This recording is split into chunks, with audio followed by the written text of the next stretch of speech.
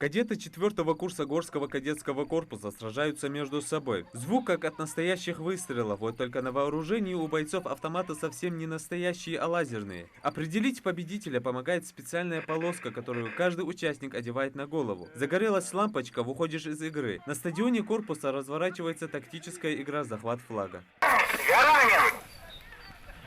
В Войнахе против Орлов правила игры очень просты. Вначале все как на настоящем захвате. Бросают дымовую гранату, и юные стрелки занимают боевые позиции в укрытиях для ведения огня по противнику. Уничтожив соперника, следует захватить его флаг и принести на свою базу. Игрок, у которого осталось совсем мало жизни и патронов, скорее бежит к автобусу. Это своего рода заправочная база, где бойцы могут перезарядиться.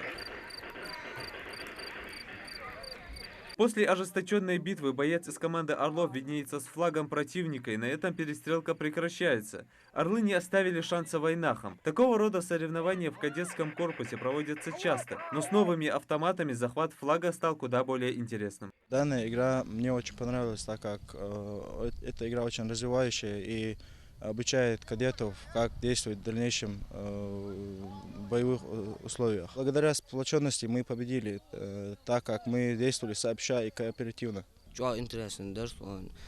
Дуккам лозера, дуккам акитат, дуккам халятат. Это последняя игра перед отдыхом. С сегодняшнего дня кадеты уходят на трехмесячные каникулы. Однако времени на отдых у кадетов все же будет мало. Впереди их ждут занятия, среди которых даже альпинистская подготовка. Сегодняшнее мероприятие было показано детям для такой цели, чтобы привить навыки к любви к оружию, к тактической подготовке, огневой подготовке.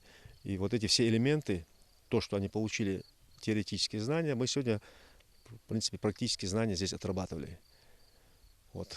Это оружие нам были подарены в дар Союзом ветеранов-десантников.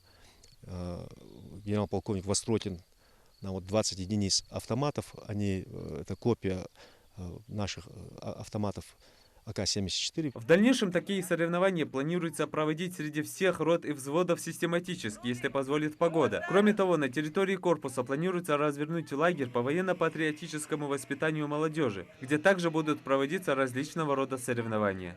Юсуп Гелисханов, Адем Далаков, Новости 24.